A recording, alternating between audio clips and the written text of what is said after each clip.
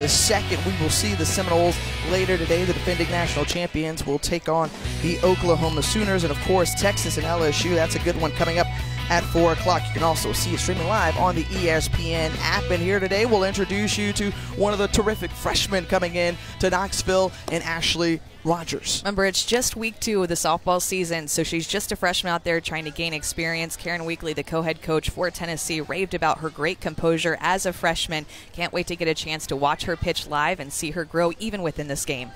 And let's take a look at the starting lineup for Notre Dame, presented by St. Pete Clearwater. Only 3 hits yesterday off of Oklahoma pitching. Allie Wester, Melissa Rochford, and Kate Brooks among those to get those trio of hits. Also in the 8-hole, Quinn Biggio.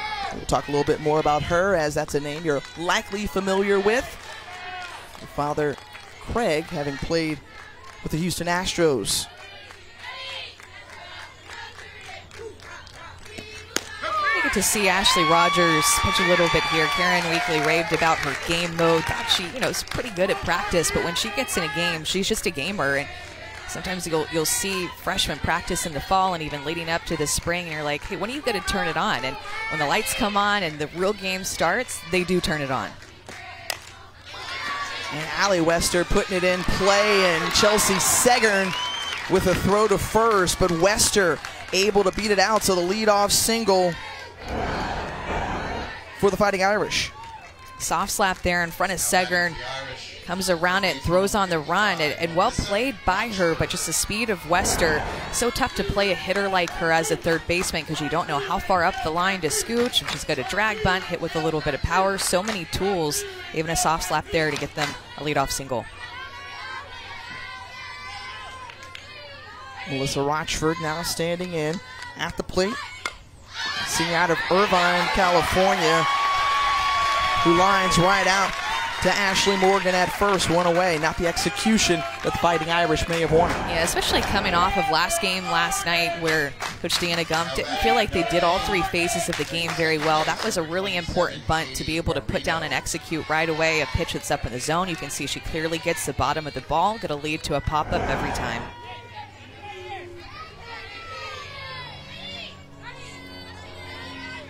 Katie Marino, the right-hander, standing in. Marino 0 for 3 yesterday. A junior out of Warren, New Jersey.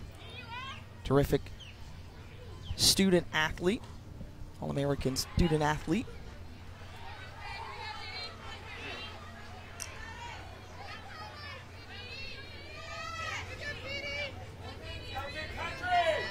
For this Notre Dame team, they dropped their opening game last night to Oklahoma, 6-2. As you mentioned, Amanda, wanting to see a little bit more offensive production. So Deanna Gumpf decided to tinker a little bit with her lineup today, as this is an exploration period for many teams in the beginning of the season, just still, like you mentioned, week 2.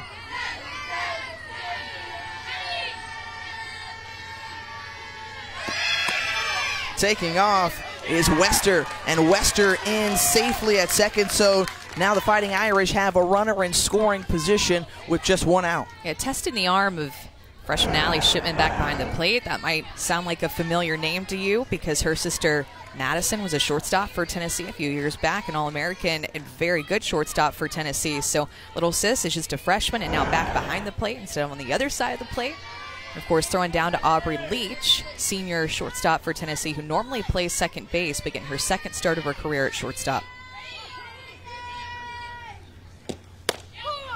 And what's neat about that Shipman name is you may be familiar with it on our ESPN network. Yes. As sister Maddie is one of our softball analysts. They look so much alike. I mean, the ponytail, the height that they have and length, the mannerisms even. See her run out there like, wait, is that Maddie Shipman running out? Oh, no, just Sissy. And talking with Coach Karen Weekly, she says Allie is a little bit more outgoing. Madison was a little bit more serious, but a 2-time All-American. You see her accolades there. and made it to the Women's College World Series back in 2013, where she was a part of the tournament team. I mean, they walk the same. It's so funny. Their mannerisms are so similar. So it's finally getting there. Their smile is so similar. A lot of people raving, too, about Allie Shipman. I think got to be quite an athlete for Tennessee these next few years to watch develop. Well, Karen Weekly comes out quickly to the circle as Katie Marino draws the base on ball. So a quick conversation as the freshman. I think the conversation here is for the freshman Ashley Rogers to go right at these hitters. Quickly, Allie Wester started a little bit of chaos out there with her speed, putting pressure on the defense, and then that walk to Katie Marino tells me she wants Ashley Rogers to challenge this next hitter. Rogers was the 2017 Tennessee Gatorade Player of the Year, won back-to-back titles in high school, so state champion as well. Kate Brooks had a big swing last night against Oklahoma. Notre Dame stuck around a little bit in that game early on. They were, and then Oklahoma just so tough to be able to put away, in their offense so hard to keep down. They scored 6 runs against them, and defense from Notre Dame just didn't really help them out last night. And that home run, though, I mean, it was a shot. It was a big swing by Kate Brooks last night off of G. Juarez, All-American, a pitch up in the zone.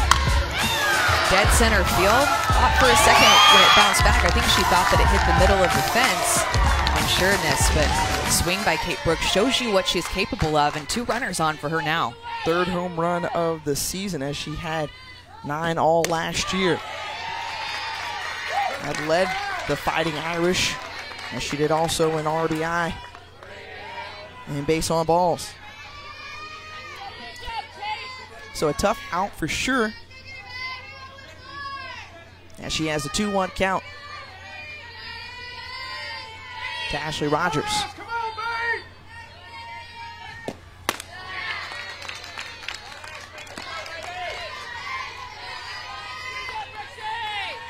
Well, quick turnaround for Notre Dame as they played the last game last night, and they start things off here in the morning. That's what you expect when you have a weekend like this. Strike called on the outside corner as Brooks was ready to head to first base. It's a quality pitch there by Ashley Rogers to get back into this count. She needed a strike right here, and she didn't want to pipe it right over the plate. She caught the corner. Can't put it too close to a hitter like Kate Brooks because of the power that she has.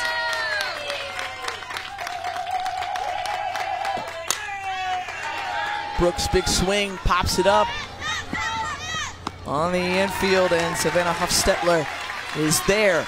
It's a full count pitch. Good job of Ashley Rogers of getting back into the count and then getting this second out.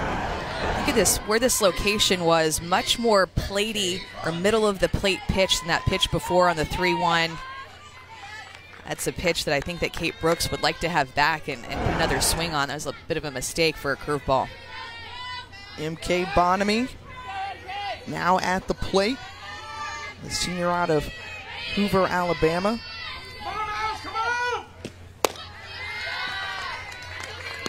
She's had a good season so far. She was a part of that upset win over Washington.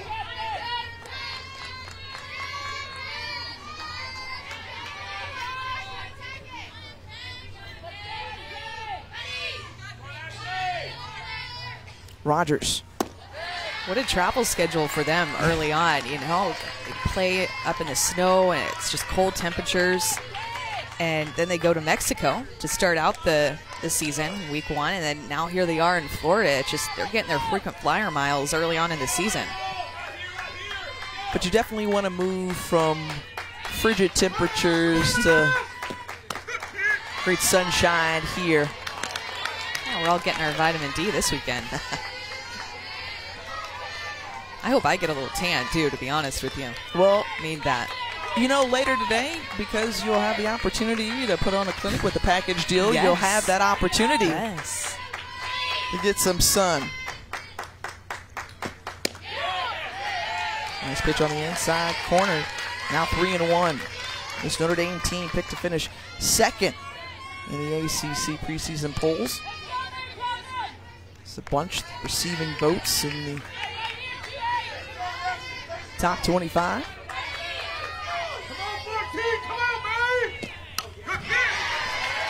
Bonamy helped her out there a little bit. That would have been ball 4. She found herself on first base with the bases loaded and put really a lot of pressure on a freshman in the circle. It's crazy how that one pitch changes the feel of an at-bat. Could have been a walk, instead of now a full count with 2 outs.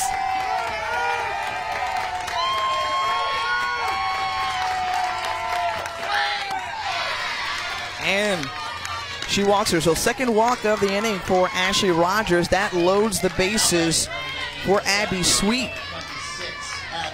Last weekend and opening weekend, Ashley Rogers only had 3 walks in 12 innings that she pitched. Of course, the first weekend of her Tennessee career, and already 2 today in this inning. We'll see how the freshman responds early on. As you said, Amanda, Coach Weekly told us the bigger the moment, the tougher the situation, the more she rises to it. So here's a good look at it here.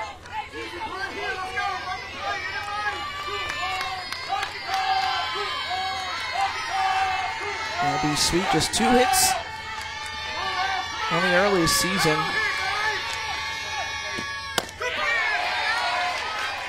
It's a really good take there by Abby Sweet.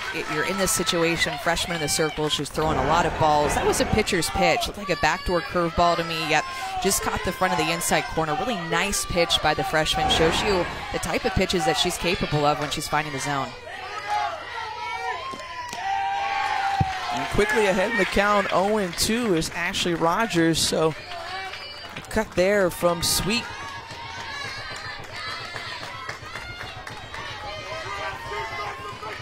Puts Rogers ahead.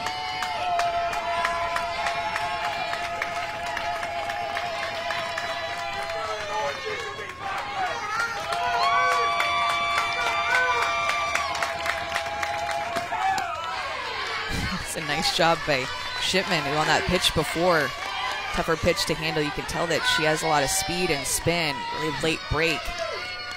Allie trying to get her glove up there, keeping that one from hitting the backstop and saving a run.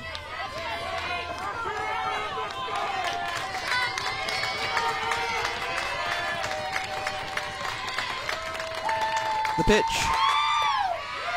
And blocking that one again, keeping her in front. So Sweet having a more keen eye at the plate as she saw that one roll low, and you'll hear the Tennessee fans loud and clear, hoping that Rogers can get out of this jam early on.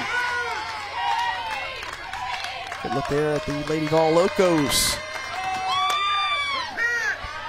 That one swung and falls out of play. Attention fans, please return all foul balls to the tournament volunteer or the announcer.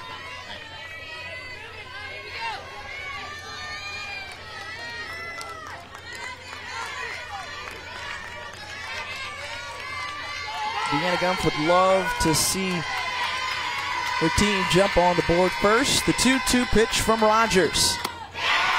Fans her.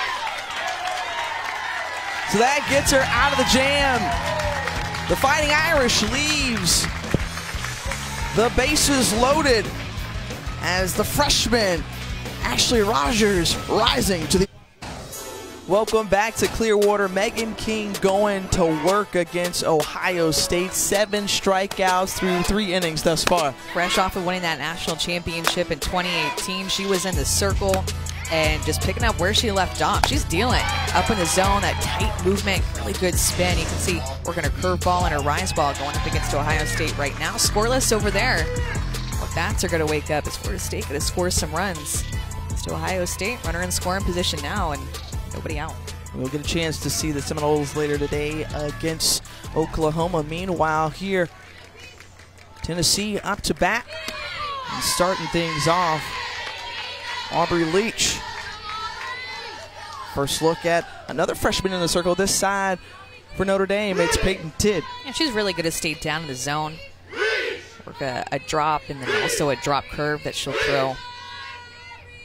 She'll throw a rise ball to Chase, stay in the low 60s.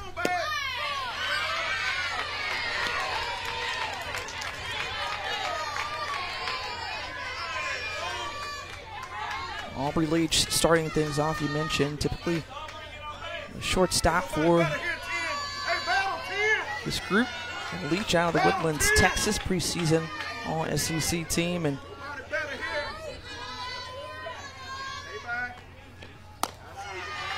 the best leadoff hitters, too, is just so consistent, finds a way to continually get on base, so reliable. So many good leadoff hitters within this tournament. A couple that come to mind would be Reagan Hathaway of Texas, Aubrey Leach is in that mix, and then Callie Clifton for Oklahoma.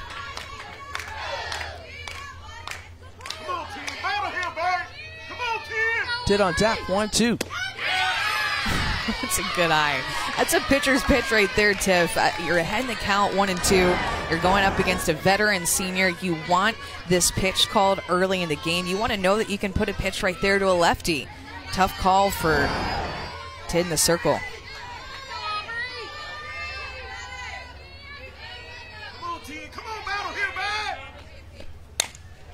Leach puts it into play on the ground. Rochford with a high throw to first base. So the leadoff hitter on for the Lady Vols.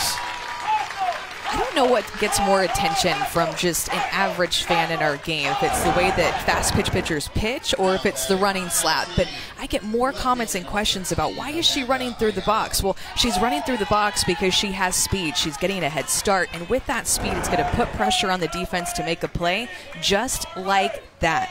Coming in air and finding her way to get to first base to lead off this inning for her team.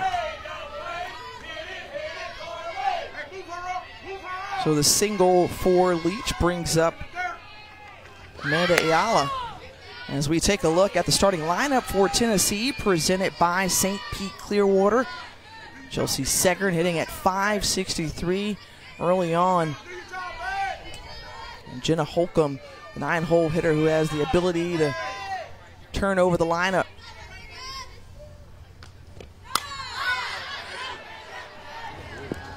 That one falls out of play, so Ayala will get a chance to do it again, down 0-2.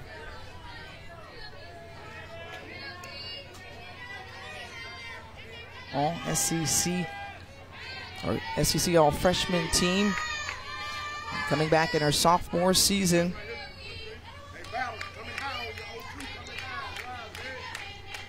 Ayala receives the pitch.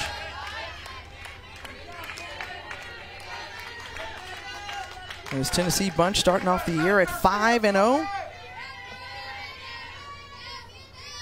Picked to finish second in the SEC preseason poll.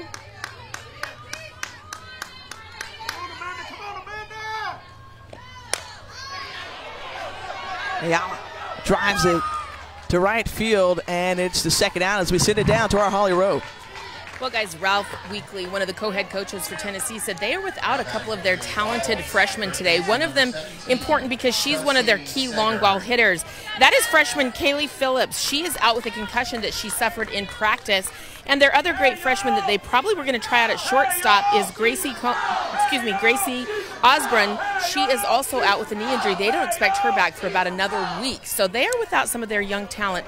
Very talented recruiting class for this Vol team. Yeah, this is a very deep class and adding another level of depth for the Lady Vols. And Osborne, broken leg, but they are excited when she can come back, and Aubrey Leach will be able to move back over to second base, as you mentioned, Amanda, her natural position. And for Phillips, just a freak accident, the steal from Leach, and she's in safely.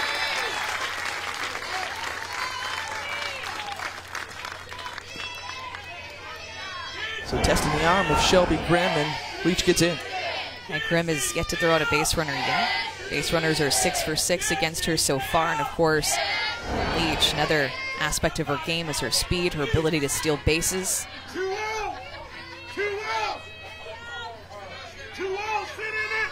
Junior Chelsea Segern rips it down, first base line. It goes foul. Yeah, and going back to Gracie Osborne, they expected her to be back already, so a little bit sore of a comeback because of that broken leg that she had in the fall. But really, really excited to get her back on the field. Karen Weekly was just raving about her ability at shortstop, and then also what she just brings already leadership-wise as just a freshman.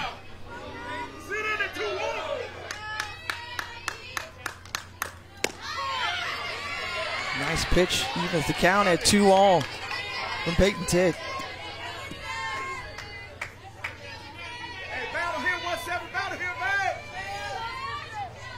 Tidd, who had a very good high school career of San Marcos High School. Now trying her stuff out in her first season in the ACC. And Coach Gumpf was talking about Tidd and the fact that she can hit any spot. She's not going to have just an overwhelming amount of movement in her pitches, that she can hit any spot, in and out, right at the knees. You can tell she's really keeping the ball down today against this middle of the lineup for Tennessee.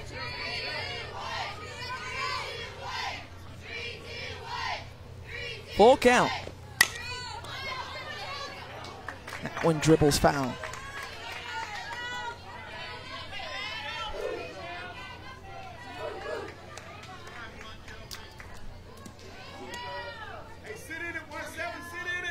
Well, a fun day of action headed our way here from the Eddie Seymour Complex. Tennessee get a chance to play a little bit later today against Minnesota here. They're extending the inning as Segern draws the 2-out walk.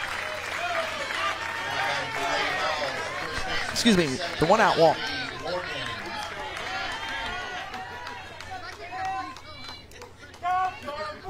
Ooh, you see those matchups coming up. Florida State against Oklahoma. 3 national championships in the last 3 years between those two teams. And Texas LSU. Texas will be really, really tested for the first time this year against LSU. We got a chance to see both of those teams in action yesterday. I tell you, everyone is talking about LSU and especially their fan base of just how excited they are about how well they feel like they can hit the ball, feeling like they have, you know, one of the best offenses, at least in the SEC, perhaps in the country. Yeah, LSU fans, they want to stop us when we're walking around, you know, down on the concourse. They want to tell us how good LSU is. They like to talk about their Tigers. A lot of pride for that program, but they're very strong this year. Very, very good offense.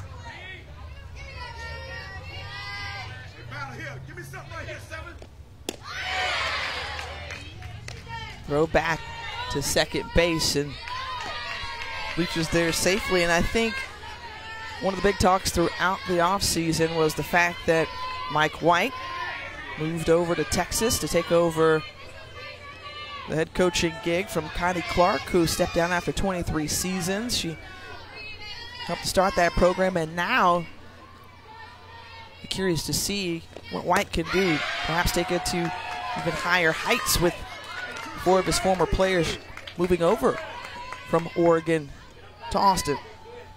They followed down the Oregon Trail, huh? Mm-hmm. Eugene to Austin, Texas.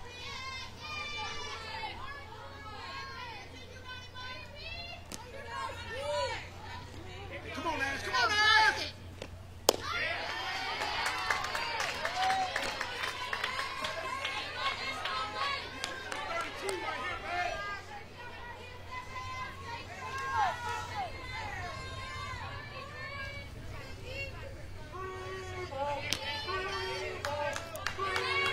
3-2 to Lady Vols first baseman Ashley Morgan. Smacked into right field, and that's going to bring home Aubrey Leach. The throw not in time, and the Lady Vols on the board.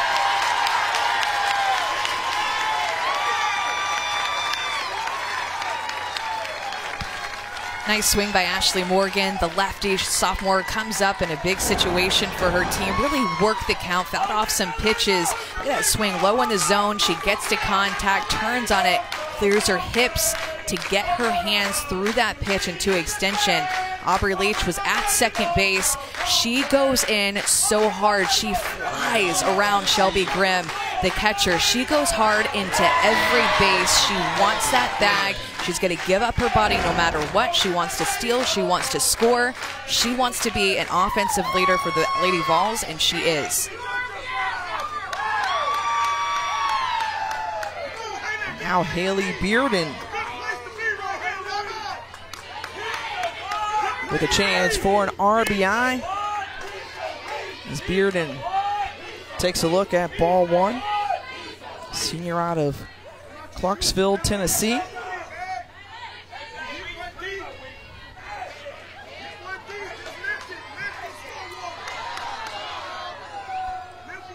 The ball from an adjacent field comes over onto ours, so that stops play for just a second. Yeah, that's from that Ohio State FSU game going on next door. It's going to add a dynamic, I think, to the games today. Are going to be the balls that are flying onto each other's field, playing right next to each other. They're what? I don't know, 100, 200 feet away? Yeah, I'd say so.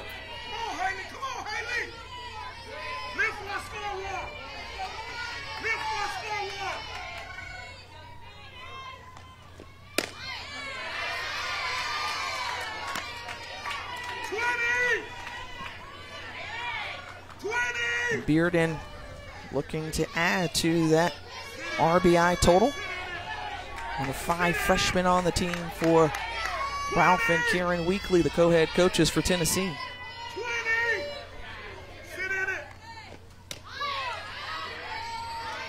Nice pitch there from Tidd.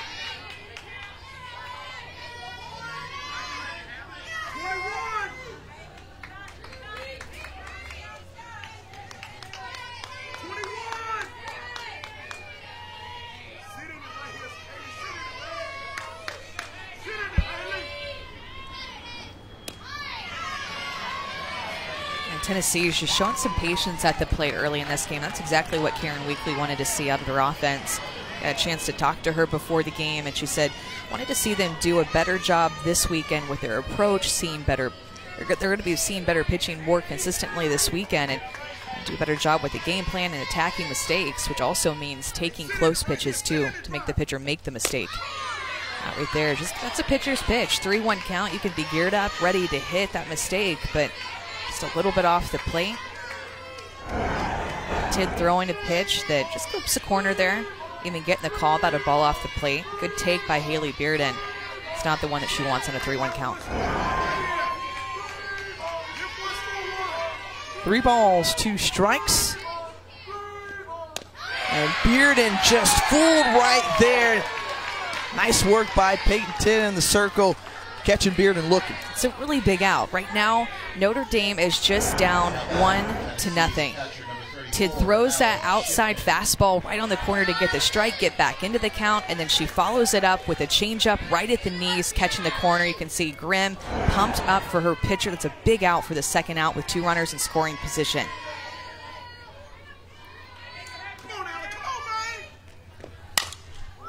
And Allie Shipman, the grounder over to third, and that does it. So a couple of runners left on base. Tennessee able to push one across.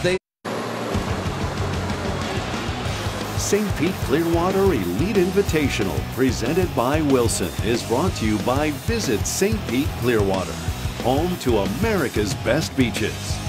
And Wilson, the official glove of national champions and Olympians.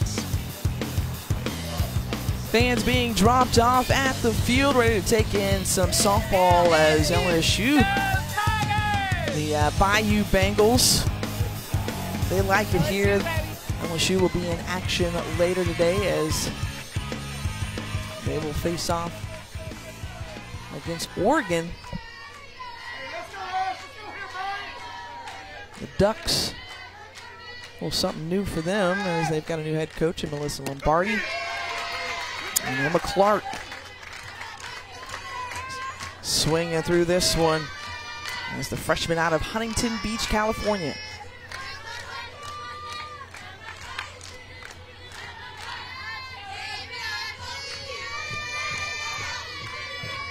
It's a packed house here this weekend, Tiff. I think it's sold out. No more tickets available. Clark puts it in play. A little snap throw from Segern as we send it down to Holly. So the good news is this game started at 10 o'clock this morning. The bad news, if you're a Notre Dame fan, is the Lady Vol fans got here at 8:30 this morning. So this whole section behind the backstop is almost already filled up with ball fans. The poor Notre Dame fans kept coming in about 10, 15 minutes before game time, and they'd be like, oh, we're out in the outfield. So you got to get here early if you want to get seats. Got to. It's going to be the name of the game this weekend if you're a fan, all weekend long. Yeah. You're going to be fighting for a seat, fighting for a view. I mean, this tournament and the way that it's taken off is just unbelievable. First owned and operated women's event for ESPN. I think it's great for the city of Clearwater and this Pinellas County area. And you and I were talking, perhaps after seeing the success in just day 2, looking at maybe adding some bleachers around in the outfield. I think it's already probably in the works. I haven't even started year 2 yet.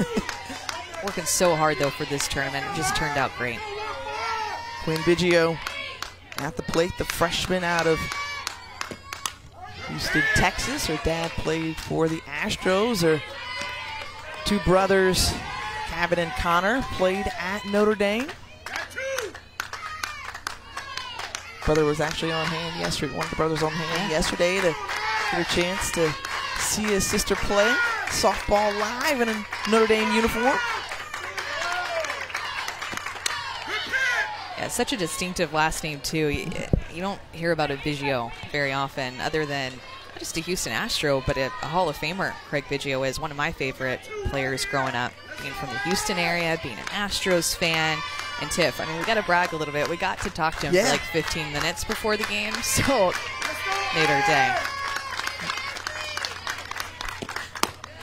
A cool deal for sure, and I think what impressed me more is the fact that he was just so approachable, so cool. I mean, I enjoyed that. So you know how sometimes you already have an idea of a person, and then sometimes they maybe meet or don't meet your expectation? He exceeded it in my mind. Yes, he did.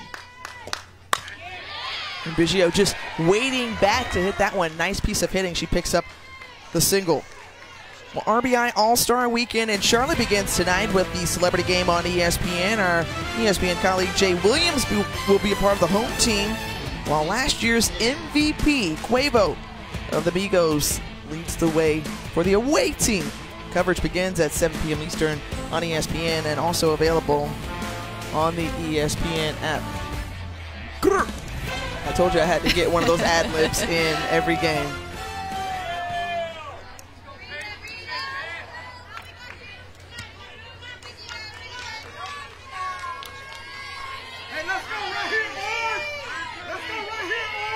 Bottom of the order, and Peyton Tidd now at the plate.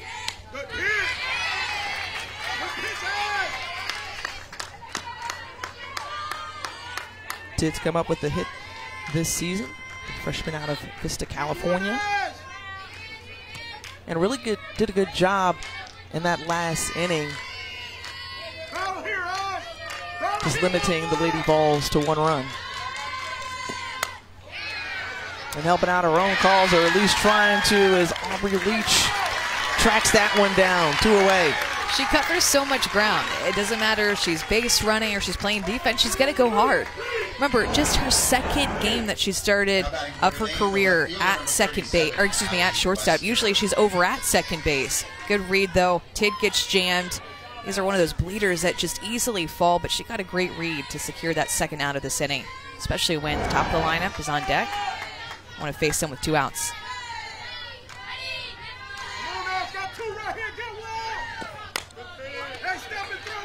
Right back to the pitcher, and that does it. So a runner left on base, 1 hit, no run. Well, Saturday we'll have 3 of the top 5 teams. It was so funny. I was actually at the Lady Vols basketball game the other night, and I did a little interview with Grant Williams, and he only wanted to talk to me about softball. He watches everything. He goes to as many games as he can. He's a huge soccer fan. I wouldn't be shocked if he isn't watching us on TV right now, but he loves these women's sports. He comes out and supports them, and I just loved that he was up on all the stats. Like, he knew everything. You know, they're 5-0, they're ranked 16, so it's really cool, but he is the leading scorer for the #1 team in the nation. He's probably their heart and soul of that men's basketball team. And they play at Kentucky tomorrow. So he's averaging 20 points a game. So he's got a lot on his mind, but he's still taking time to get dug in on the Lady Vols softball stats. Yeah, Halia nearly had a triple-double in his last game out against South Carolina. as the big question is, can they continue? They're holding tight to that #1 spot, but they got to go on the road. Will Kentucky be the team to break the streak? Got to play in Lexington, huh? Not easy. Yeah. It's a fun part about college sports is just getting to be around all the other sports teams, male and female, and just getting to know each other, you know, in and out of the weight room and the lunch or wherever you're eating your food and meals.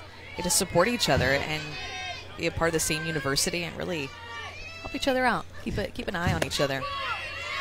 When you were at Texas A&M, what sport did you enjoy going to support the most? I would say football, basketball, and volleyball. Okay. Yeah. I like the all trio of them. there. We went to a lot of sporting events, yeah.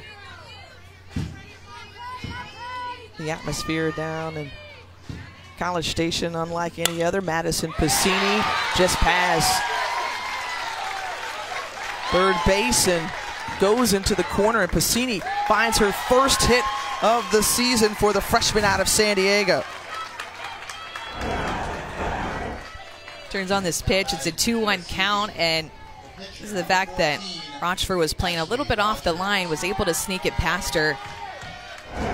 Think about just defensive positioning. If you're 2 steps over, that's a routine ground ball right to you, but instead it sneaks past her because she was just playing more inside the field instead of closer to the line.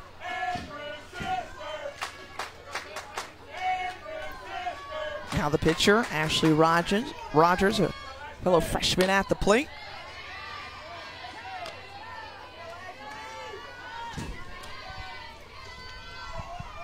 And unfortunately, TIF 2, it's going to go down as an error on Allie Wester out there.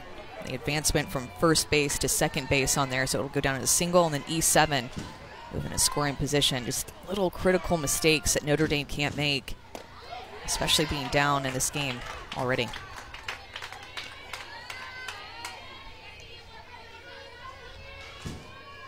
Improvements that Deanna Gumpf definitely wants to see from her team. She felt like they made a big step forward last weekend. Said a couple of steps back on last night against Oklahoma.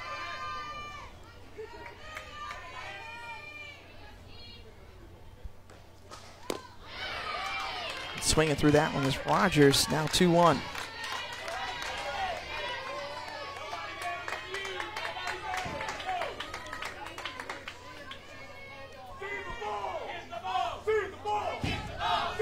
A lot of hitting pitchers this weekend, Tiff. Think about Tids hitting for herself. Rogers is hitting for herself. We saw Shelby Sinceri.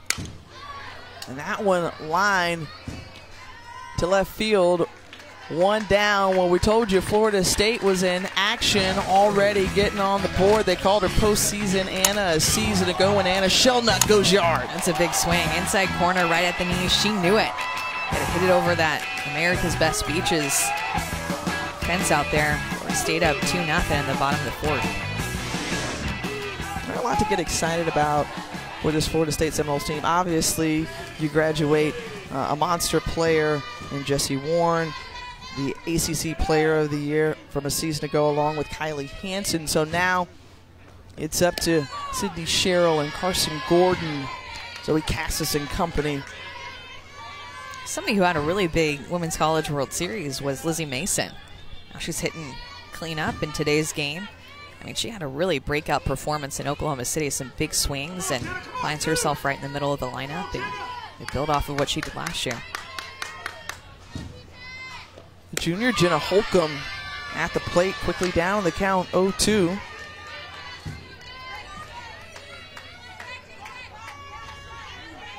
Holcomb's dad, Ted, spent some time in minors, the Los Angeles Dodgers and Atlanta Braves organizations.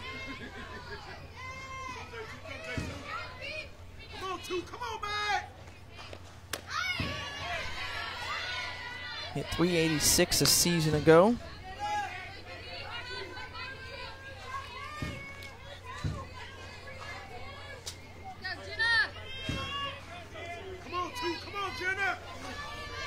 Just the 5th meeting between these two teams, obviously.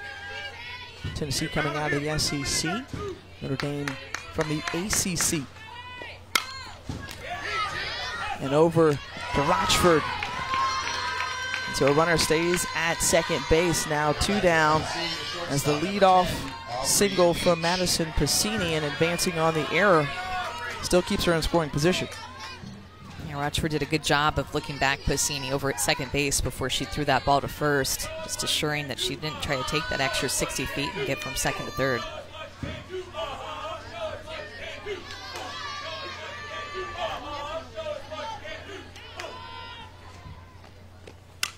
Aubrey Leach, the All-American, back at the plate.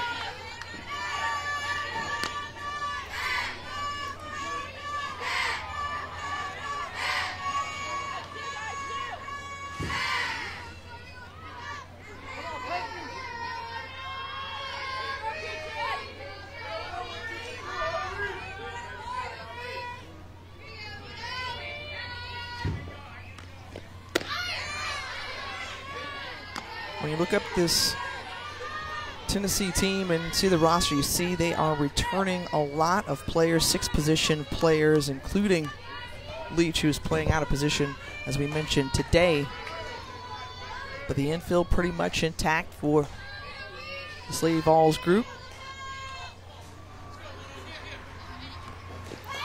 It's very rare that you see Aubrey Leach without dirt on her uniform. She gets dirty. She goes hard. And to me, she'd be a dream to coach. I mean, she's coachable, goes hard, doesn't seem like she complains a lot, just is pretty emotionless, but shows confidence out on the field. It's been so consistent in her career, too, with her on-base percentage, right around 460, 500. And the fact that she's able to get on base the way that she does, scored a school record last year with 80 runs. Played it. Her career on base percentage is 500 in this game.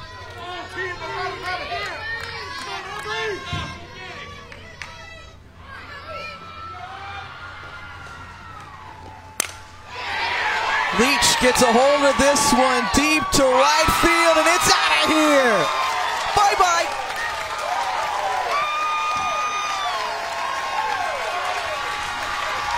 Well, that's one way to get on base and run through them all. Aubrey Leach, her first home run of the season. Tennessee up 3-0. Remember, first base was open in this at-bat, too. You're going up against the All-American. She keeps her feet still this time, and she swings away. Believe it or not, she has a high on-base percentage. This is just her 5th home run of her career. Didn't have any this year. That's her first. That's a big swing by Aubrey Leach. She got all of that one and showed a ton of emotion. You don't see that oftentimes out of her. But look at her coming in. Pumped to be a leader for this Lady Vols team. Putting them on a board in the big way.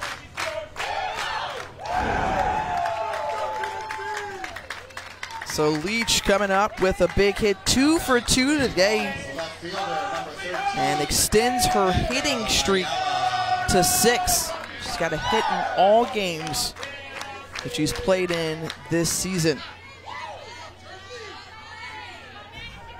That one was a big swing, so Amanda Ayala following it up.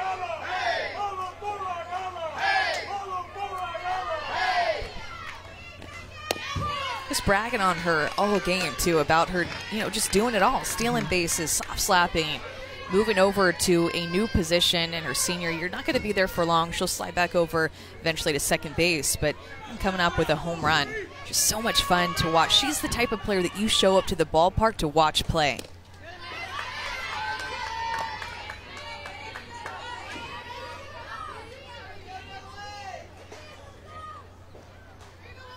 Not to mention, it feels like she's been around for forever. I think we could say that for a few of the players on several of the teams here this weekend. It's just like, oh man, I graduated. I kind of felt that way about Megan Gregg last year on this team, who also was just around. She's Lady Vols all-time home run leader, an RBI machine as well.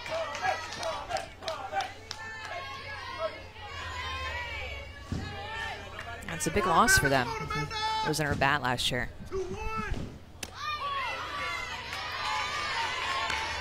Strike there from Peyton Tidd.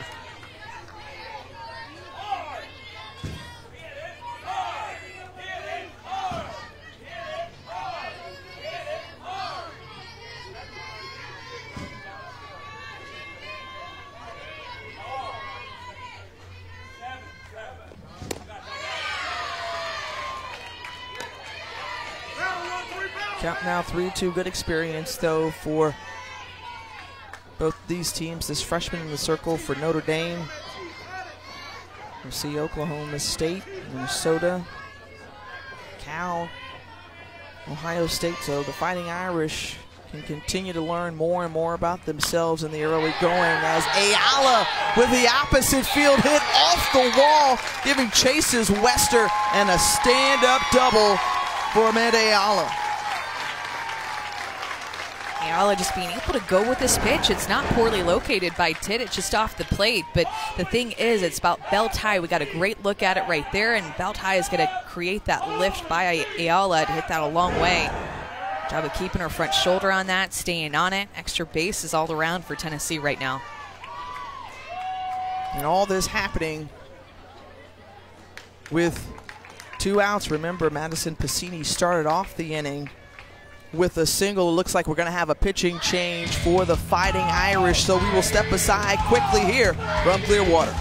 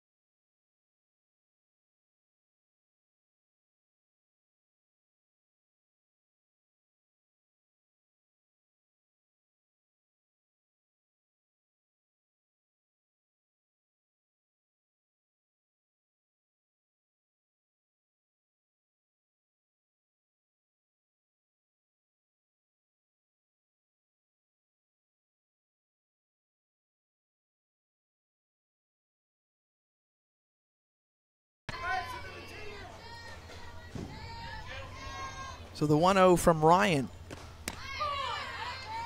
Ryan gets the strike there, is only giving up 1 earned run in 6 1/3 innings.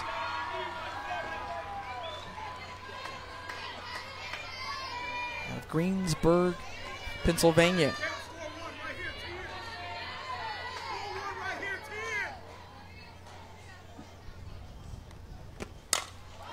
Segern gets a nice piece of that one over to left field once again. Allie Wester very busy out there in left field, and give it up for Chelsea Segern, the triple, driving home another run. And these past 3 Tennessee swings have just been really big. It was a home run off the bat of Leach, and then Ayala going the opposite way, and Segern following suit here. This is almost an identical swing and hit that Ayala had just off of the wall.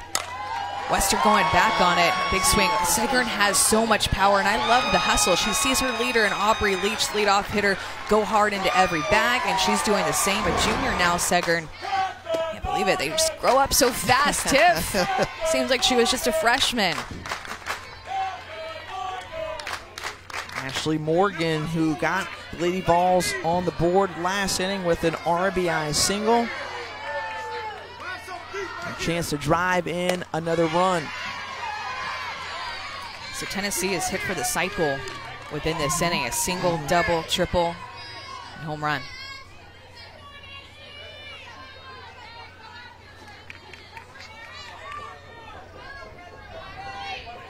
They came into this game with 13 extra base hits. We ask fans to be 3 here this inning. Please help accommodate space for fans who are looking for seats.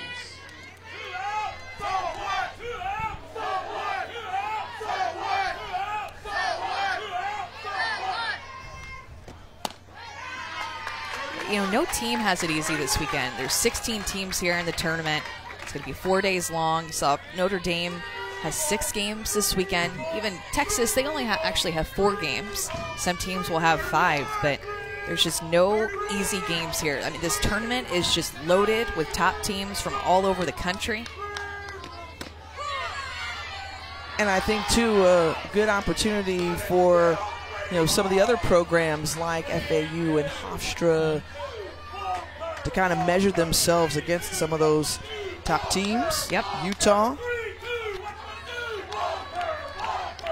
In addition to the names you're likely familiar with. And what a grab from Quinn Biggio.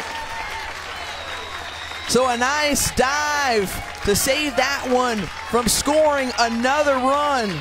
Quinn Biggio. Not a lot of lift on this ball like the 3 hits before. This was a shot, and Quinn Biggio robs Ashley Morgan of a base hit and an RBI. Top third and the top of the order for Notre Dame up as they've already had 4 runners left on base. An opportunity squandered in the first 2 innings. We'll see if the Fighting Irish can put something together here. Allie Wester led the game off with a single. And Melissa Rochford, the third baseman, down 0-1. Ashley Rogers has done a nice job, I think, of settling into this game.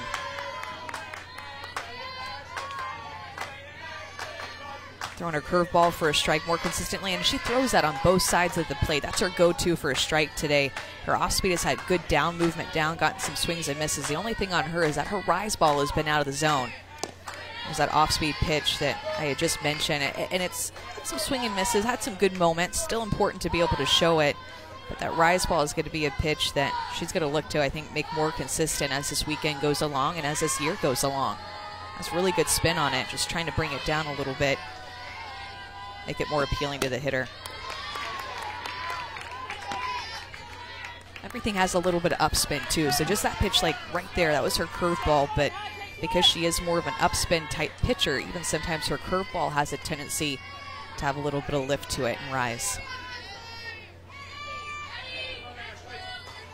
The 3-1 offering.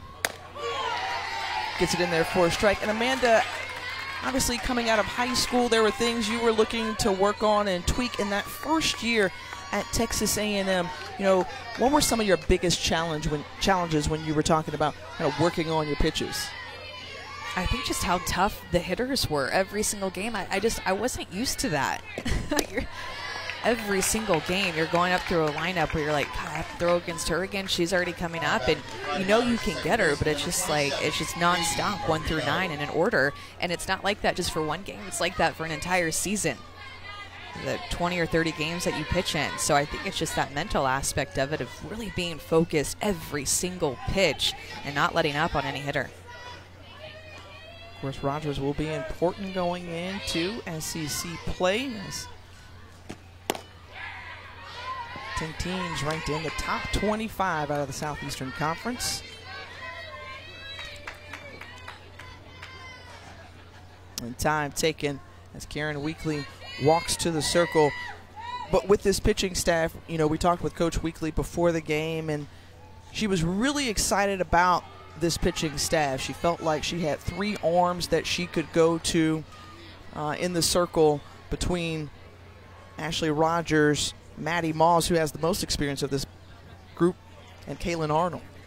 Yeah, Ashley Rogers adds depth that Maddie Moss and Kaylin Arnold have really been a tandem for the past couple of years and worked well together, although, you know, at some point in the season, past couple of years, either Maddie Moss was a little bit banged up or Kaylin Arnold was a little bit hurt. So they've had to take a big brunt and load as they help each other out and work as a pitching staff. But Ashley Rogers is able to add another competitive arm that's going to get some good innings and will help out those two veteran pitchers that have seen so much time in the circle for Tennessee. And they did a good job last weekend. Felt like they pitched well, and Coach Weekly said, let's just carry that over into this weekend as this Lady Vols pitching staff struck out 49 batters in week 1.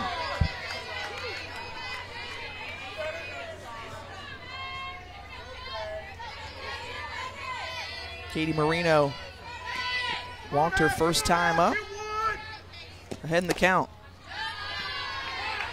Now 3-0. Just throwing, a few too many balls today, and I don't know if it's the first time we're getting a chance to watch her pitch. She's just a freshman. This is week 2.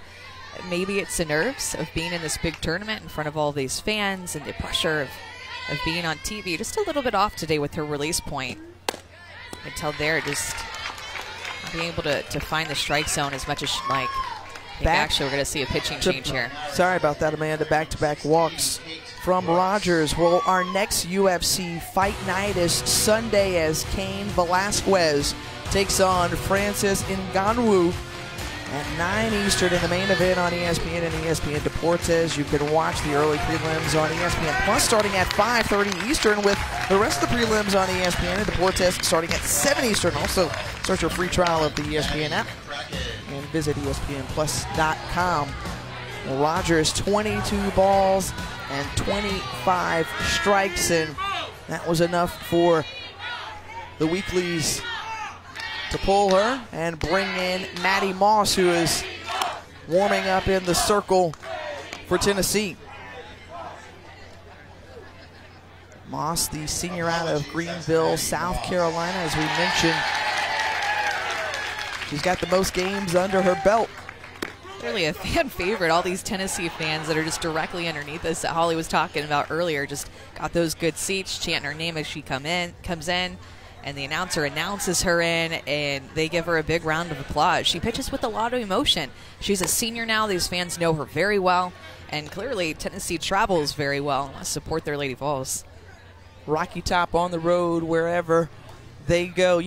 In talking with the Weeklies, they mentioned a couple weeks back that they wanted to face off against some of the toughest competition, and one of the things that they took away from the legendary and late Coach Pat Summitt was the fact that one of the things that Pat Summitt told us, Ralph Weekly said, was that schedule a tough non-conference schedule, and making sure that we found in the past that RPI is the main thing that decides if you go to the World Series, and certainly they've got a tough road ahead. Their non-conference schedule is absolutely legit, but great advice, of course, from the legendary Pat Summitt. And when you look at who they're going to face off against in this tournament alone, you'll see they're facing James Madison, Florida State, Texas, Oregon coming up.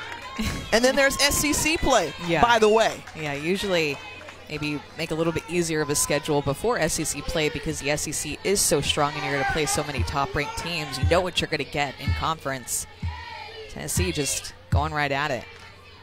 I think, too, you know that you have a couple of veteran pitchers in the circle with Kaylin Arnold and Maddie Moss. If you had 2 freshman pitchers and maybe 1 junior or senior that didn't have a lot of action in years past, maybe you make it a little bit not as difficult of a schedule, trying to increase their confidence and have them grow in the circle with a couple of wins before you get to conference. And you think to a season ago, they took a Super Regionals exit against Georgia. That could have factored into it as well. They lost both of those games by 1, and in back-to-back seasons they've made it to the Super Regionals, but they're looking to do something different. Go back to the Women's College World Series. The last time they got there was in 2015. Well, and you know the senior class wants to get there, because if they went in 2015, well, this senior class wasn't even here yet. So I want to get back there just to be able to experience that in a Tennessee uniform before they end their career here. And this coaching staff really believes that they have the ingredients of that 2015. Yeah. They've got that capability. Of course, what was important then, as it is important now, a pitching staff, 4 pitchers and arms that they could go to. Yeah, they had that in 2015 with those 4 arms you mentioned, and now they have 3. Very similar feel of an offense Karen told us about, and the fact that they can hit 1 through 9. Those 2 things really stuck out to her in comparing this team to the 2015 team that made it.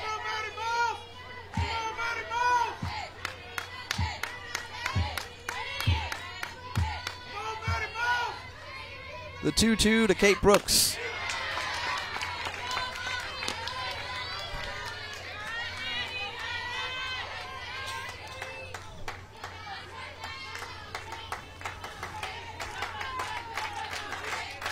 I mentioned the experience level in the circle for Moss.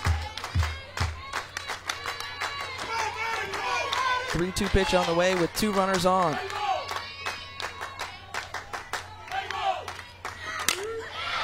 And this one driven to center field. Underneath it is Jenna Holcomb, and tagging up are both of the runners. They advance. So now the Fighting Irish have an opportunity to strike and crack away at this Tennessee lead. She just missed that. Kate Brooks has so much power in her swing. We saw her hit a home run last night off of G. Juarez from Oklahoma. I mean, that she just missed it. Didn't get all of it. Got probably about 70% of it. Just not enough. There's advance, though. Now 2 runners in scoring position.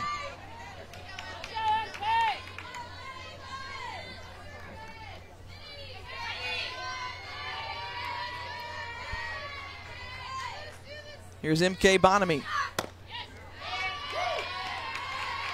Maddie Moss decided to challenge her, and Kate Brooks is capable of a lot of power. This is the pitch that she just missed. It's a mistake. It has a lot of plate on it. It's a little bit up in the zone. She was just hit a little bit more off the end of the bat.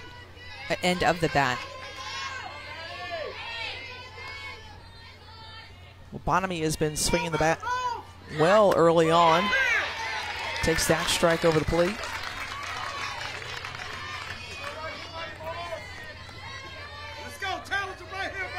And once again, the Fighting Irish threatening here in the top of the 3rd. They've had runners on in each of the innings. Just haven't been able to push one across. There's an off-speed pitch. Really good sell on that pitch by Maddie Moss. Even though it was a little bit up in the zone, it was such a full pitch that Bonamy couldn't tell that it was coming. She was able to get away with it and get ahead in the count. Throw it again.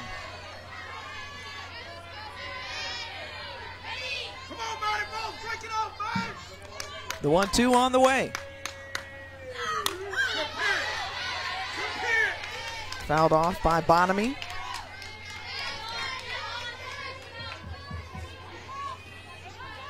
And every time I watch Maddie Moss in the circle, she seems to be just so jovial, so animated. Really looks like she's having fun out there.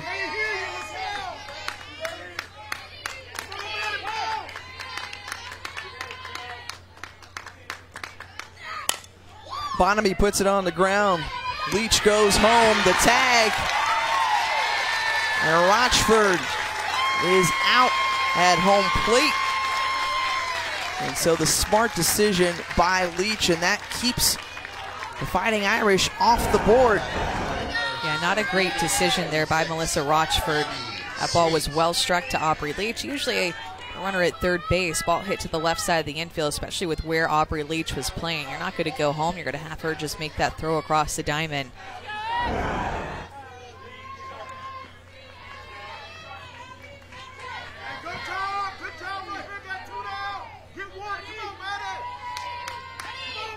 Chance now for Abby Sweet, who struck out her first time up. That throw, though, was on the money, though, huh? I think that flew a little bit under the radar because she just gunned it to her catcher, Shipman, to make the tag. Aubrey Leach just doing it all today.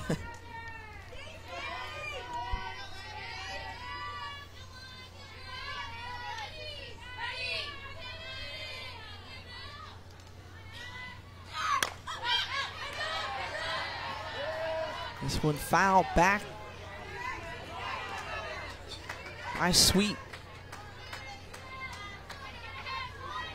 And what do these Notre Dame hitters have to do, seeing how they've had some success against these Lady Vols pitchers? They just haven't been able to get a run yet. Just not help them out. They've not been real consistent today with finding the strike zone. They've made some good pitches, and I think, too, they've made some mistakes. You have to take advantage of those mistakes that are over the middle of the plate. Sweet. Catches it on the inside corner. Maddie Moss is pumped up, and so are the Lady Vols fans. No runs for Notre Dame. Well, the action's starting to heat up as Ohio State cutting the lead in half off the solo shot from the freshman, Caitlin Kaufman. She's a freshman, and that is her first home run of her career. She's doing it against the defending national champs over, 100 feet away from us. Big swing by her. Wow, getting to do it against the pitcher that you saw in the circle, winning the national championship before you'd even gotten into a college uniform. A shot right into the glove of Biggio. One away. 39 games in total over the 4 days. 4 down, a couple already in action, several more to go here from Eddie C. Moore Complex in Clearwater. Just great facility hosting all of these teams, 16 in total.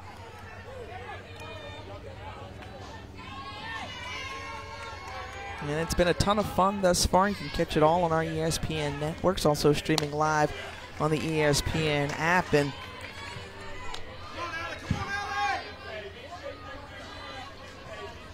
I just can't believe it. It's February. We're watching softball on TV. The stands are packed. People just can't get enough of these games, of these teams, of this sport, of the energy. And this one, the opposite field hit, and was it grabbed by Clark? Yes, a nice diving effort from Emma Clark to catch that one quickly 2 away. This is where you want to be in February. Call it the Invitational, and this is like a party that you want to get invited to, Tiff. I said it before, 16 teams here, and I'm sure more wanting to be able to come in and be a part of this. Nice grab by Emma Clark with the second out, but this is a big deal, a really big deal for our sport. I think we're seeing the investment that's being made in the softball, and for good reason. Amanda, you and I continue to talk about just how it's one of the hottest sports in the country, a great revenue producer for the NCAA.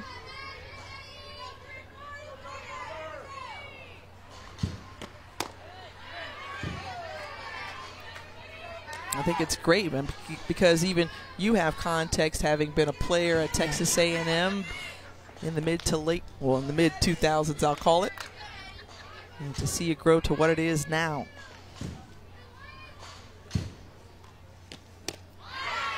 Swing and a miss, and Madison Piscini down 1-2. Yeah, and then later tonight and then tomorrow morning, we'll have a package deal clinic, a group that I'm a part of. Jen Schroeder will be there from UCLA, Morgan Stewart from Washington, Bailey Landry, former LSU player, Ashley Burkhart from Purdue, Kelsey Kloss, also from LSU, and Lauren Hager, former national champ. In the first 1, 2, 3 inning for the Fighting Irish. So we'll talk with head coach Deanna Gump.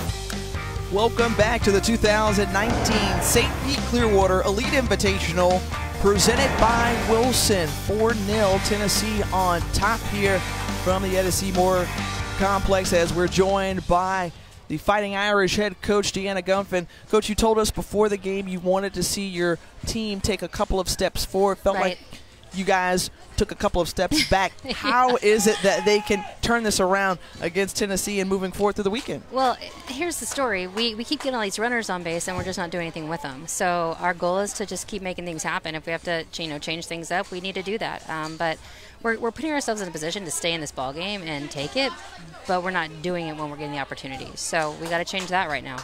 Coach, what's a conversation that dugout like mid-game with your pitchers going up against these tough Tennessee hitters who are hitting pretty hard? Absolutely. And you know what? We just got to keep mixing it up and changing location and changing speeds and, just keep never staying with the same thing again twice. So it's all right. Thanks, Coach. Thank you. Appreciate the time. Thank you. And Coach Gump mentioned the fact that they've been in position and striking distance to Tennessee, and they just haven't been able to get any runs across. 6 runners left on base through 3 innings.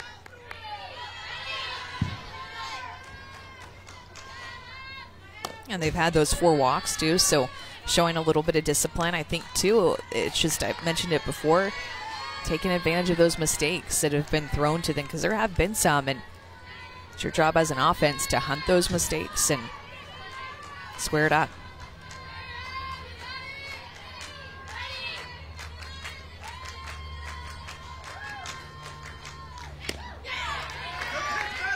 Clark swinging through that when you look at this Notre Dame team being coached by Gump for the last 18 seasons now. Looking to make some noise in the ACC. Everyone is chasing Florida State, but this Fighting Irish group has made 20 consecutive NCAA appearances. As the line out to Segern. Yeah, that Florida State National Championship was the first national championship for the ACC. So a really big deal for their conference to bring a title to the ACC. And of course, the ACC network is going to be starting up soon. So they have a lot of good things going in that conference. Good timing, especially with Florida State just winning a few months ago.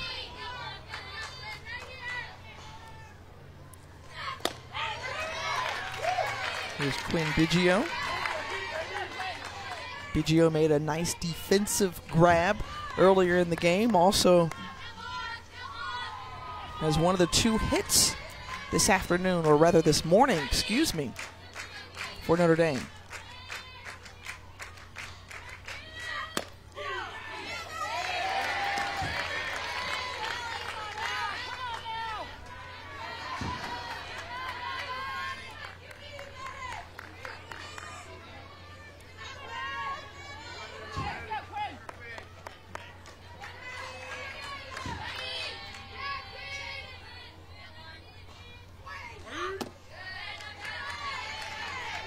Now 1-2.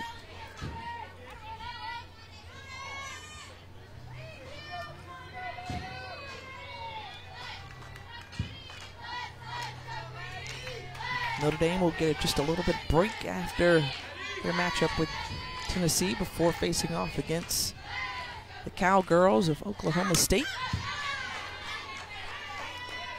Mentioned the ACC too, and I think Virginia Tech is going to have a good season. Off to a good start here, 5-0. And I think we also saw some magic from Pitt last season. As Pitt was giving Florida State a run for their money in that ACC championship game. And Maddie Moss gets Biggio looking. Second strikeout of the day for Moss. Fastball here on the outside corner. Just freezing her. It worked her hard in. Within that at bat, changed speeds a little bit, but then finished her off. Catching her guessing. You could tell she was looking in on that pitch. They give her outside. Getting a looking strikeout.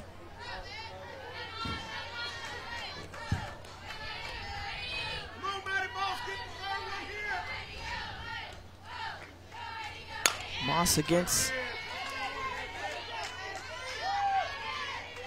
this Notre Dame group thus far, having success coming in relief of Ashley Rogers, the freshman who started it off.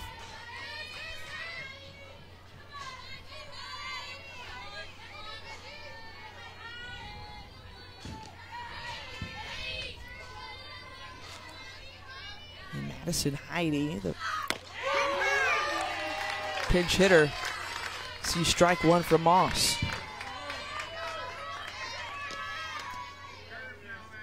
The junior, great student athlete, 2-time ACC academic honor roll. Just her 3rd at bat of the year, searching for a first hit.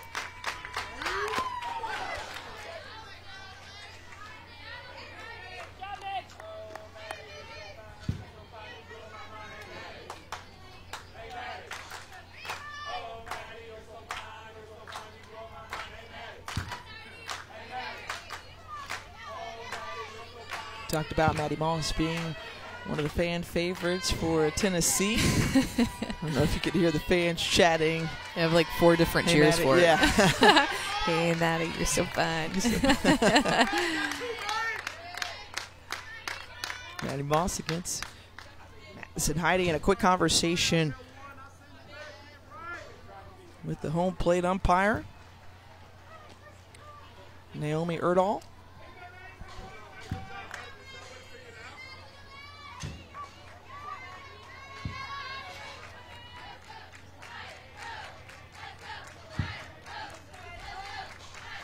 Moss looking for 1, 2, 3 inning.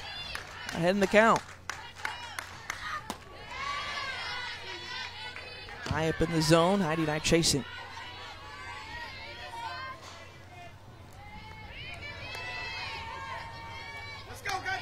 Maddie Moss, career ERA of 1.73, third best in Tennessee program history.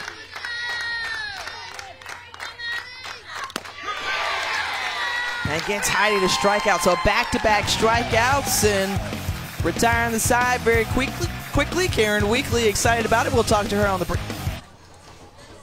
Tennessee playing shutout softball against Notre Dame as we're joined by the Lady Vols head coach Karen Weekly. And coach, you talked to us before the game about making sure your team attacked. What have you liked about their approach at the plate? Oh, I think we're doing a great job at the plate. A lot of our outs have been really hard outs, so I'm really pleased with the way we're attacking the ball.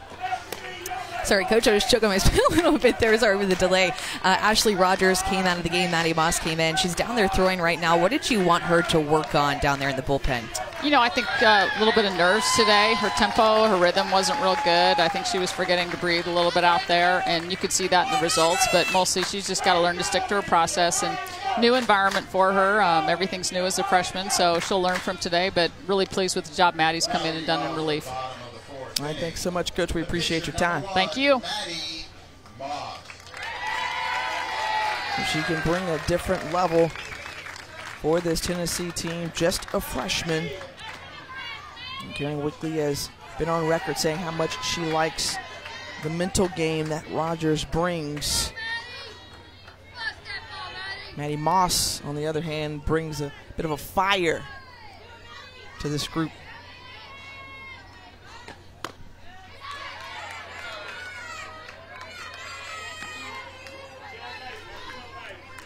Moss at the plate. Opportunity to help her own cause in the circle.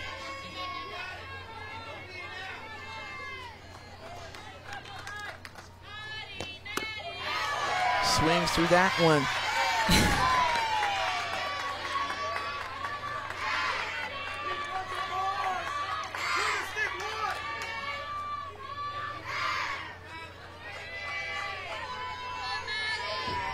This Tennessee team playing their first 11 games of the season away from Knoxville.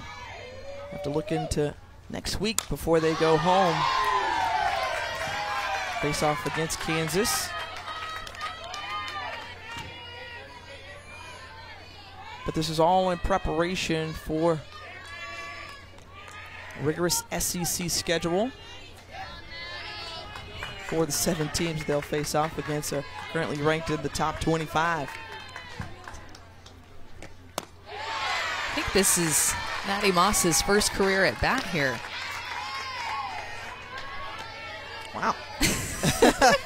Had to pull up some Nice stats digging, here. Sorry, Amanda. I'm sorry, I'm just over here like typing away. Like Maddie Moss is up to bat. We're used to seeing her in the circle. I'm like trying to go through Tennessee's website just to see, and it is.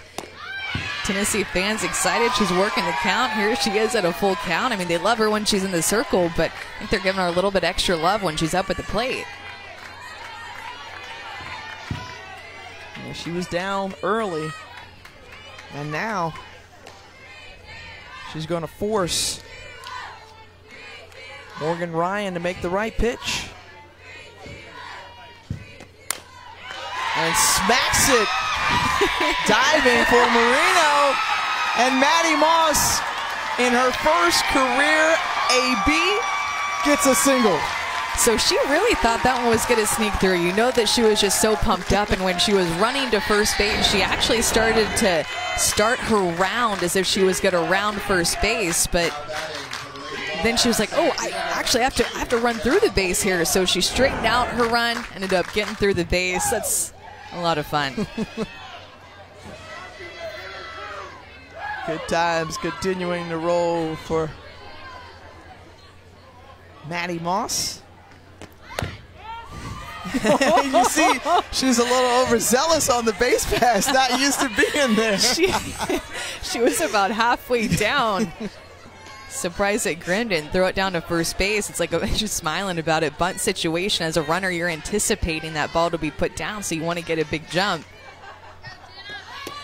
Yeah, she told India Childs, oh, look at her. My bad, but here is she going. Perhaps a little too aggressive, comes back to bite her. Runs over to the dugout. Still, Ralph Weekly applauds it. Hey, they say seed the ball down, you try to take another bag, and Grimm is going to get her in the tag. Here from Marino coming over from second base covering. She knows she may not get those opportunities too often. Why not? Once again, Marino doing a great job. A diving stab this time. Still not able to get it, but keeping that ball in the infield. So Aubrey Leach coming up to bat, and thus far she is been the offense for Tennessee. And her first at bat, though, look, it's just a touch slap. She can use her speed to get through. And then her next AB, she comes up, keeps her feet still, and hits a 4-bagger. The first pitch is on the left. Look at the pitch location. It's outside, gets it off the end of her bat as she slaps. The second pitch for the home run, look, they try to work her on the inside corner.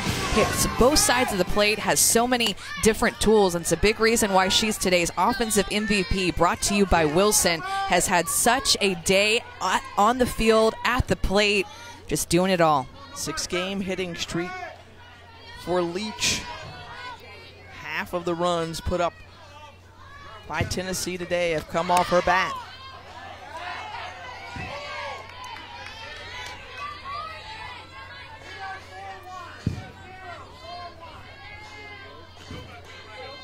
Fun player to watch. The All-American is just a model of consistency. Yep. As a zinger, talk about the hot corner. I mean, not even going for it was Rochford, and another single. 3 for 3 for Leach. Somebody thought she couldn't do anything more. Keeps her feet still again and goes the opposite way. This ball was smoked by Rochford. Look how fast it gets past her. She can't even get her glove up. Her glove gets up by the time that it's already past her because she's playing a little bit up the line, and you have to because she can drag. You have to respect that. She can soft slap, but she can also hit it like that. Amanda Ayala doubled her last time up. Runners at first and second. And I think that she's a little extra fired up, Tiff, because we saw her before the game, and that's when we were, rubbing elbows with Craig Biggio a little bit. And Aubrey Leach, being from the Woodlands, it's in the Houston area, really big Craig Biggio fan, so she ran past us in warm-ups, and she was like, oh my gosh, can't believe that you're talking to Craig Biggio. Base hit there for Ayala, and she was just so excited. Like, her face was lit up. So I think that the total guessing game here. I think she knows he's here watching, and she's stepping up her game. There's just second base, Aubrey Leach plays, Craig Biggio, second baseman. One of her favorite players for sure. She was all lit up. I'm surprised she didn't try to sneak in for a pitcher, man. I was too. It had that pre-game focus, though, I think. She didn't want to go too overboard with it. And bases loaded for Chelsea Segern, who brought this game to 4-0 on an RBI triple.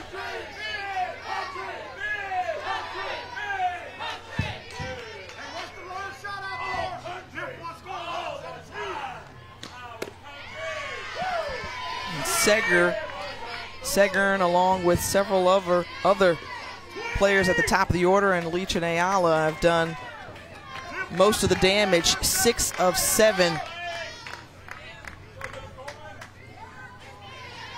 As opposed to the rest of the team, just 4 hits in total. Yeah, their offense looks really good. I know we're talking a lot about Aubrey Leach, just specifically, but I think in general, Tennessee has hit the ball very hard in this game. Great ABs. They're coming into the tournament as a team, hitting over 400. And just up the middle. And 2 runs will touch home plate. As again, another run batted in, this time 2 for Chelsea Segern. She's got 3 on the afternoon. Coming up with the bases loaded. She hits in the 3 spot. She's used to that pressure, coming in clutch, shooting that ball through the infield. Didn't have a big swing on a 2-1 count, a hitter's count, but looked for a pitch that she could drive as a little bit more on the plate. She gets it. And Aubrey Leach coming to score from second base, scoring her 3rd run of this game. You mentioned last year at a team record 80, and pitching change on the way for Notre Dame. We'll introduce you to who's in the circle for the Fighting Irish.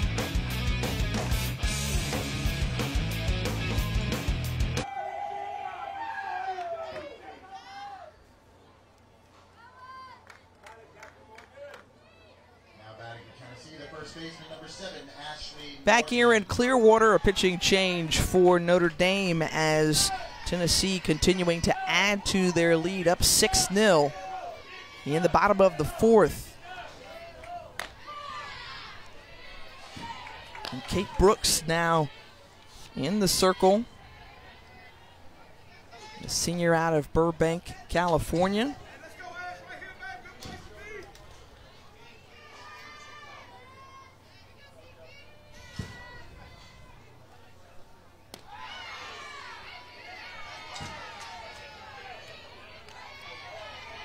Facing off against Ashley Morgan. Morgan with a couple of runners on. She started the scoring party for the Lady Vols back in the 1st. And the chopper over to Marino. Marino handles it.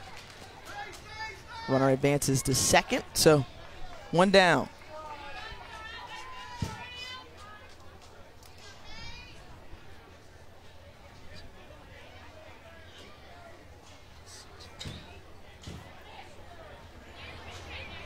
I think they're going to discuss here if Katie Marino did indeed put the tag on Segern, who ran in front of her on that ground ball, and they're going to call her out for the double play. So Notre Dame is going to be out of the inning.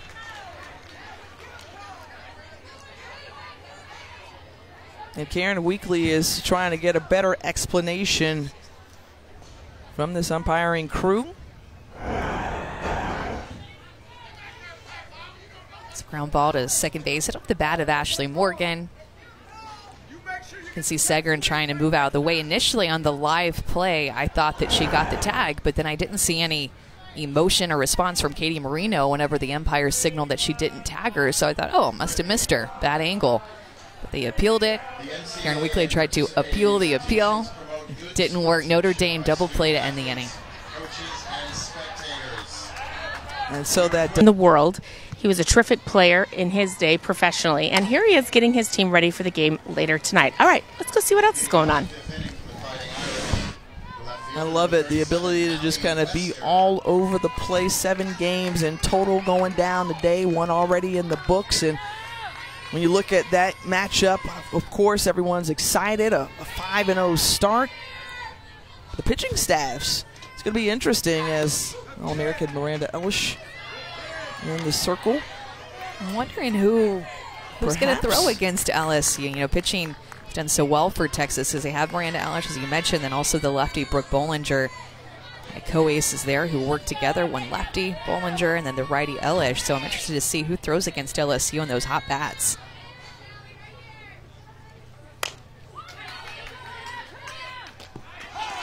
And out number 1 here in the top of the 5th. When you mentioned the hot bats of LSU, Amanda Sanchez has been hot. Michaela Schlattman hitting the ball very well, but Shelby Sunseri really the big surprise early on for the Tigers. And I don't know if it's much of a surprise, but certainly she's gotten off to a great start. 5 home runs that she's already hit in, what, 7 games I think that they've played. Also got the save in yesterday's win against Oklahoma State. So much action going on across the country, not even just here, but so many games being played because it's so different than when we usually join you, the fan, in March and April, because we usually join during conference play and we're playing a 3-game series. But there's all these tournaments that go on in February where teams are getting 5 and 6 different games in a weekend against 5 and 6 different teams. Several teams playing down in Mexico to kind of start off the year. Judy Garmin Classic coming up along with Mary Nutter and Palm Springs. But I think what we're seeing here is that this St. Pete Clearwater Elite Invitational is one of these premier events in the early part of the softball season.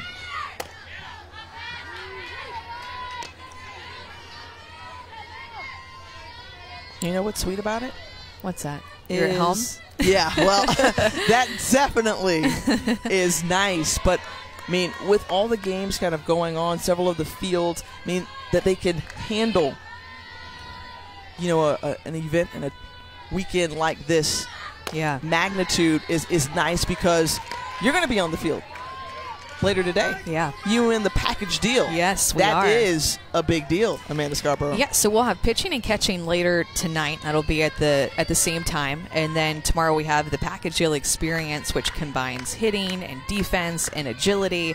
It's a little bit longer of a session, so that'll be happening tomorrow morning. But what an experience for those players coming in for the clinic who are younger players, anywhere between the ages of 8 and maybe even 16. It'll vary, but a really great turnout. In fact, it's sold out just like the tickets that we had here for this tournament. So a lot going on, a lot of excitement about softball, but really excited to get to bring the package deal and partner with the tournament to bring in a clinic like that I myself will be a part of tonight. Unfortunately, won't get to do it tomorrow. So we'll be calling a game. You'll be working, that's right. You got to kick it with me a little bit too, Amanda.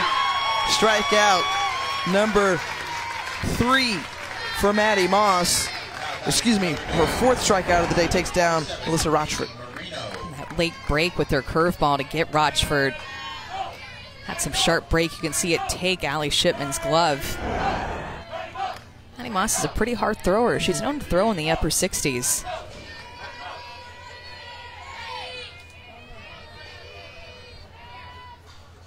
A couple of other players too, Tiff, that will be there. I didn't get to mention earlier. I just didn't want to leave anybody out, but Kendall Burton will also be there. She played at Georgia, and then Nairi White, who played at Stanford, who actually is Mike White's daughter. She'll be joining in on the fun too. So really a great group of coaches that we have for the clinic, just all around. I mean, you can't say enough good things about every single part of this tournament. Well, I wasn't a college softball athlete like yourself, but just from an outside perspective looking in, I think just the excitement level and the passion and the dedication from the past generation to the future generations, and just keeping softball at the forefront of people's minds. It's really refreshing to see. There are so many young girls just giddy about the sport of softball. It's a very tight-knit community, and when you think about the fact that there wasn't an opportunity for a portion of time to even further your career beyond college, but just playing for the love of the game. Obviously, the Olympics and some of the professional organizations, or being able to play overseas. There's a lot to it. It's just such a great time to be a part of the sport. Even so much growth. I got done playing in 2008. You really think about the growth of the sport in the past 11 years now. I can't believe it's been that long, but it's really just taken off. Every year continues to just see an increase in everything. The 2-2 to Marino. Swing and a miss in the dirt. And that ends the inning. So 3 up, 3 down. And Tennessee continuing to roll. So many people Well, here. we're about a mile away from where Amanda is right now, and we are looking at the Oklahoma-Florida Atlantic game. Mariah Lopez started this game and has gone the distance for the Sooners. Top of the 7th, it is 4-0 Oklahoma, but the Owls have been terrific. Kara Lokinski, their pitcher, has really been good in the circle, inducing a lot of fly outs, using her defense behind her. Guys, there's another huge crowd down here. A lot of people here watching Oklahoma-Florida Atlantic. I even saw a guy with a Lane Kiffin button on his hat. And right across the way from us, also getting ready to play right now. Let me just walk with me. Walk with me. Come on, walk with me. We've got Kentucky and JMU getting ready to start on this field. So everywhere you look down here, we have got softball rocking and rolling about a mile away from where you are. Holly, we don't like you being so far away, but glad that you're seeing some good action. Yeah, come back to us. Come back to us, please. James Madison favored to win the Colonial Athletic Association crown. FAU, as she mentioned, taking on Oklahoma. The Owls, the defending Conference USA champs. FAU has a tough schedule here. They play Oklahoma, Texas, Oregon, James Madison, and then Florida State. Yeah, there is no let up for sure. They'll see some terrific pitching, but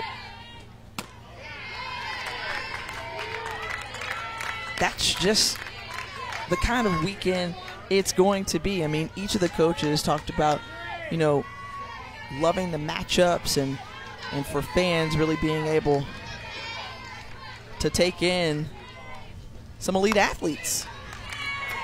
That FAU team seems to have a couple of arms that they rely on too. It's just been the first weekend, but their team ERA is .78. Well, here's the schedule for today, and day 2 of the St. Pete Clearwater Elite Invitational presented by Wilson. Minnesota will see Tennessee a little bit later today, and James Madison and Oregon will have the last deal on the field at 5:30. You can catch games across our ESPN networks. Saying this during the break, probably heard me, but there's so many people here. Like, there are just people everywhere. And last night or yesterday, we just had this one field going on, the field that this game is being played on, but now we have 4 different fields, I believe, 3 or 4, hard to keep up with, but there's so much action going on and so many fans here. And I think what we enjoyed seeing yesterday as we started things off with Oklahoma State, LSU, a lot of fans came out on a Thursday morning, 10 a.m. We got going at 9:30 this morning. And I think it just speaks to not only the level of commitment for the fans for each of these teams, but just in this Tampa Bay area, because when you look at the Eddie Seymour Complex, they have the opportunity to host a lot of tournaments. USA Softball comes through here and holds their tryouts. We saw Junior Worlds here a season ago.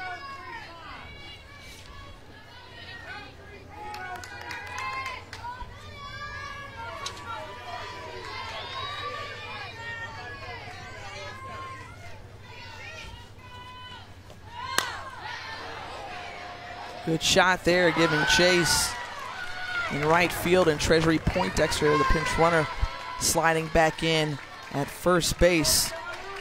We're coming up tonight on SportsCenter. It's with Seth and Kevin. We've got Stephen A. Smith's breakdown and take from the All-Star game in Charlotte, plus the Fab 5 that can call, or can win it all rather, in men's college hoops, and then baseball, trying to fix that free agency problem.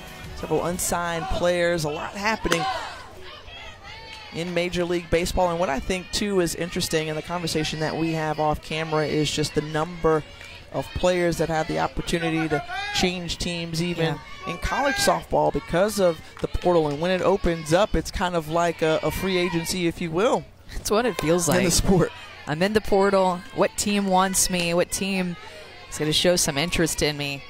It's kind of confusing how it works. I feel like we just need a graphic of, like, if you are a transfer, or if you want to transfer, these are the steps that you have to take, and this is what happens, because just a really big conversation, I think, not just in our sport, but in college sports in general, the transfer portal. It's so many transfers that happen, not even, last summer after the 2018 season, but in the fall. A lot of movement all over our sport, a lot of, big movement, all-American type players changing teams and leaving their team that they started the fall with to go to a different team to play in the spring with.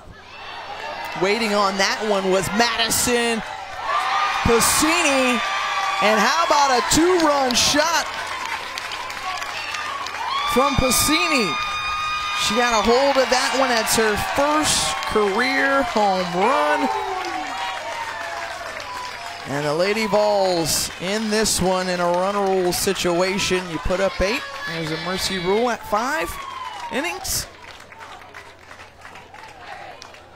And that'll be it. That'll be the game-winning hit there for Tennessee. It was on a changeup, and Pacini was able to sit back. You could see her just keep her weight on her back leg, keep her hands back, and recognize it early. Just had that big swing through the ball. There's a runner on. Score was 6-0. That made it 8-0. That's going to be a Tennessee win in 5. Final thoughts coming from Clearwater when you come back. Tennessee takes down Notre